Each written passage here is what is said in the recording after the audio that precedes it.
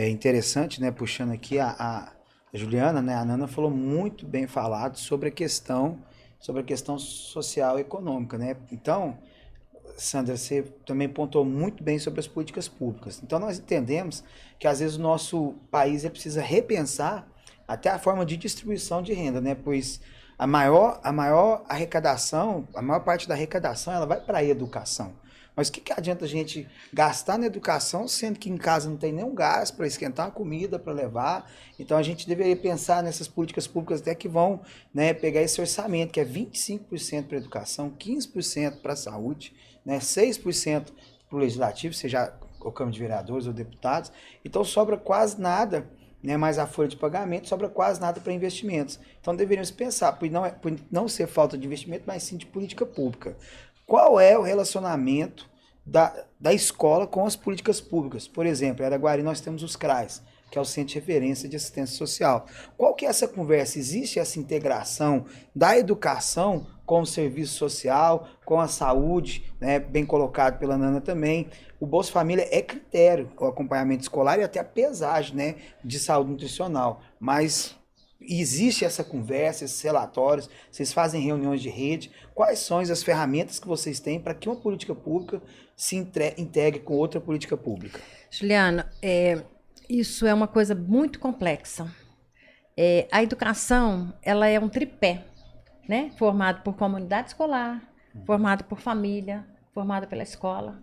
Então, se não houver essa conexão entre os três, que é o Estado ou o país, né, a república, o município, você não consegue ir para frente. Nós temos que pensar que a educação, ela não caminha sozinha. A educação do aluno, a evasão do aluno, o comportamento do aluno, a presença do aluno dentro de uma sala de aula, dentro de uma escola, e o trabalho do professor, do diretor, de toda a equipe técnica de uma escola, ela depende desse tripé. Nós não podemos fazer nada sozinho. Então, quando a gente pensa na política pública do município de Araguari, que é onde a gente vive, né, onde a gente está mais próximo, quando você fala em CRAS, quando nós temos também o Conselho Tutelar, o Conselho Tutelar está sempre sendo acionado. Quando a gente fala em um aluno que está tendo uma dificuldade dentro de uma sala de aula, que a gente percebe que ele não está conseguindo aprender, é feito um relatório, é feito um encaminhamento para que a família leve essa criança para fazer uma consulta com o psicólogo. Então, isso, ele é atendido na PAI. A PAI tem os profissionais que atendem essas crianças. E, através desse encaminhamento que é feito pela escola, ele é diagnosticado por alguma coisa. E encaminhado para onde? Para o CAPS-I, que é o CAPS infantil. A mãe pode ser encaminhada para o CRAS. A gente tem um programa de vacinação, que a gente está sempre recebendo, inclusive, os alunos do IMEPAC. Né, as alunas de enfermagem que vão trabalhar sobre as campanhas que são feitas, que são campanhas que as crianças e até mesmo as mães não podem ficar sem vacinas. Então, isso tudo é uma rede. Se você não trabalha em rede, você não consegue fazer o seu trabalho. E quando a gente fala política pública, de que forma que eu posso mudar essa política pública? É um trabalho de formiguinha, né? De formiguinha. Gota em gota. Gota a gota. Mas se eu quero uma mudança, eu tenho que ser essa mudança, né? Eu preciso apresentar algum projeto. Eu não posso culpar só o governo. Eu não posso culpar quem está lá fora, eu não posso culpar a comunidade, nem a comunidade pode culpar os professores, o diretor, né? A gente precisa apresentar projetos, elaborar e sentir a necessidade da comunidade. Qual que é a minha necessidade dentro de uma escola?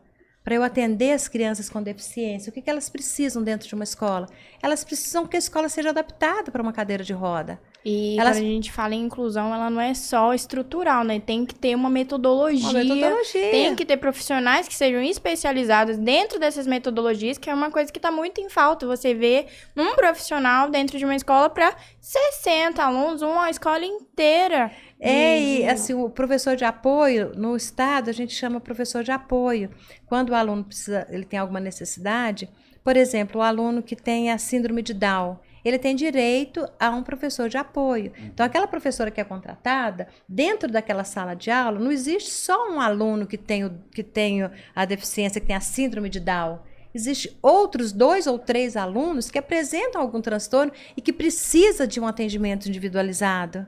Então, o que esse professor faz? Ele se desdobra em 4 para atender aqueles 4 alunos. Mas a função dele era atender um só. Ele foi contratado para atender um. É a mesma forma o professor.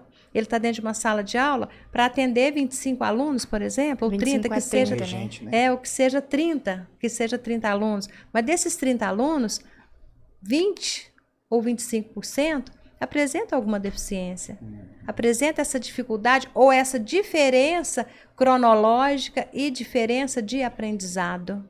Então, ali dentro, o professor ele tem essa dificuldade desse atendimento. Então, como que eu faço com essa política pública? Relatando, mandando para o governo federal e estadual, para os nossos deputados que estão aí, né? Vamos chamar a atenção dos nossos deputados. Vamos convocá-los, venha visitar a minha escola, vem assistir uma aula aqui comigo para você ver como é que funciona. Vem aqui para ver como é que está a minha quadra de esportes. E assim, também é mostrar para as pessoas que estão fora da escola, porque você está dentro da escola, você está vendo. A mãe da criança atípica dentro da escola, lá na casa dela, ela está vendo isso. Eu estou vendo, eu trabalho na escola. Mas e as pessoas que estão fora? Porque esse problema é para mim, é um problema para você. Mas elas que estão lá fora, elas não estão entendendo isso. E é difícil de você falar de política pública quando você não tem um povo junto com você, também entendendo que isso é um assunto importante, sabe? A gente precisa falar ativamente, a gente precisa mostrar projeto, mas a gente também precisa conscientizar as pessoas que sensibilizar. Estão aí, né? Né? As pessoas precisam estar sensíveis a esses problemas.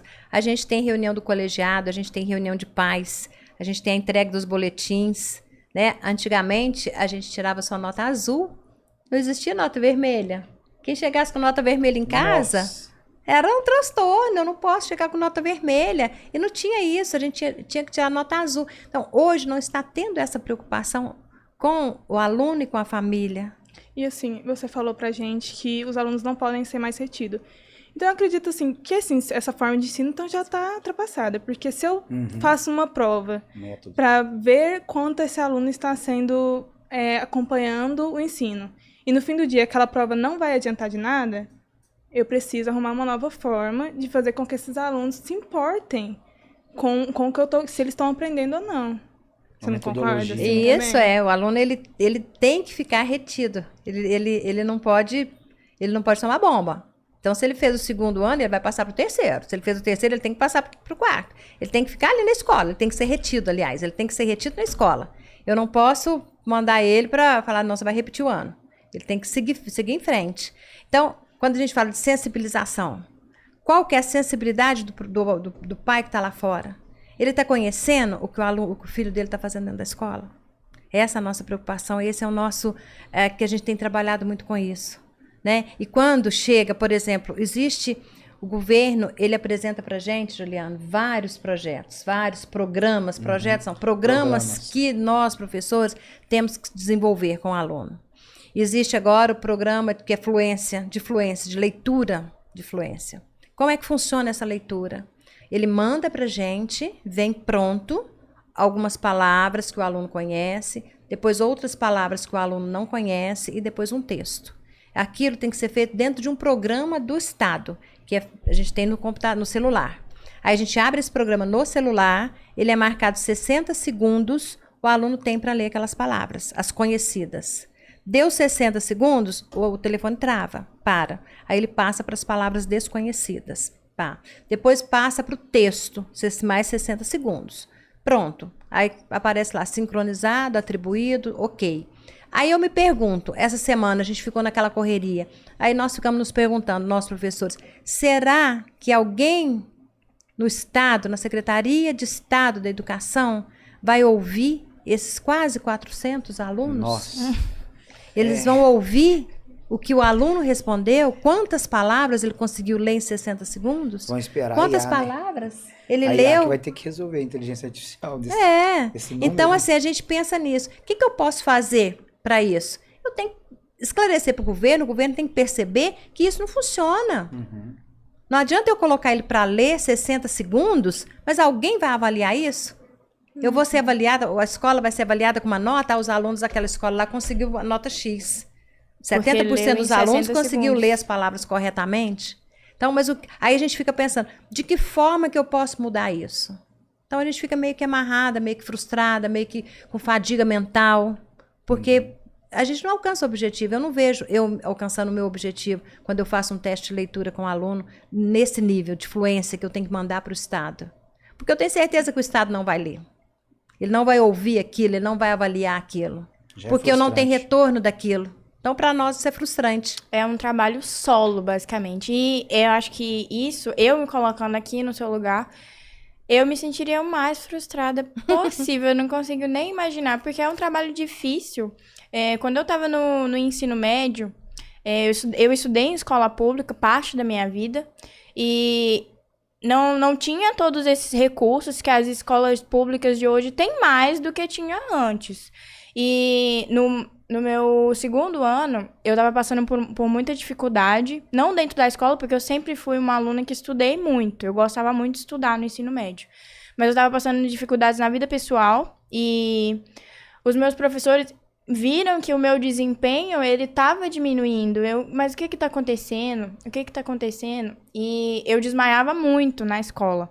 E aí eles começaram a querer ter reuniões com a minha mãe. Então, uma vez eu ganhei uma medalha por melhor desempenho. Acho que era melhor aluna de sala, acho que alguma coisa assim. Ganhei uma medalha e a minha mãe foi convocada para ir para ver eu recebendo a medalha sem eu saber. E aí ela começou a falar lá no microfone, depois que eles me deram a medalha, eu me acabei de chorar, acabei que desmaiei lá. Não lembro de nada. Emoção. E aí minha mãe conversou com os meus professores e ficou claro o que era que eu tava precisando. E eles foram na minha casa depois de um tempo, eles me deram todo esse apoio que a minha família, eles não estavam conseguindo me dar. E além disso, eles conseguiram fazer a minha família entender pelo qual que eu tava passando, pelo que eu tava passando, porque nunca foi fácil para eles conseguir enxergar dessa forma. Mas em algum momento, eles conseguiram fazer minha família enxergar dessa forma, fazer eles se sensibilizarem com a minha situação. E acabou que consegui concluir o meu ensino médio antes da pandemia de uma forma mais tranquila. O peso que eu estava carregando, parece que os meus professores me carregaram junto comigo. Isso e foi uma experiência, assim, incrível. É uma profissão que eu olho, assim, com muito carinho, porque por todo o apoio que eu tive. E hoje eu olho com outros olhos. Isso é importante. Quando a gente fala do tripé, né? Tá aí, ó, escola, família.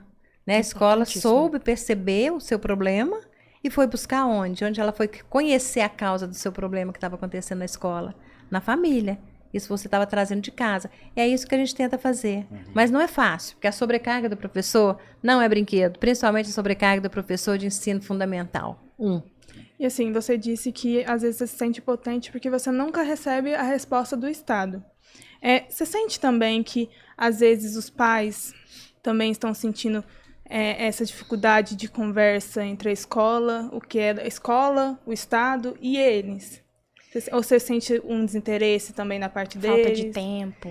Eu não falaria que seja falta de interesse. Né? Porque eu acho que todo pai se preocupa com o filho, né? Talvez seja falta de conexão mesmo, né? Porque hoje é uma vida tão corrida, os pais têm que trabalhar tanto. A gente tem aluno lá que às vezes não vê o pai, não vê a mãe, porque sai para a escola, a criança fica o dia todo na escola, aí sai para a escola cedinho, às vezes a mãe ou o pai está trabalha num serviço que é noturno, sai, o pai não chegou. Chega, a hora que o pai chega, tá dormindo. Então, assim, eu não diria falta de interesse, talvez falta de oportunidade. É que a gente, todos os assuntos, assim, eles lidam a gente para um ponto só. As pessoas veem a escola como obrigação e não como oportunidade. Eu acho que muito disso vem também do nosso método de ensino. E eu acho que, assim, como vocês... Eu acho, olha, a facilidade que tem hoje, tanto para os pais quanto para os alunos, é muito grande. Talvez isso não seja valorizado.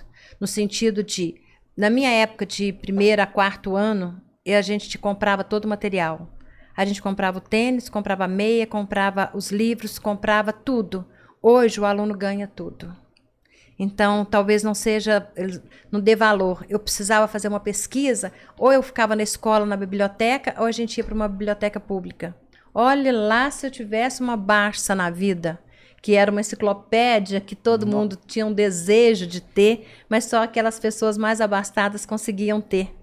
Então e hoje não.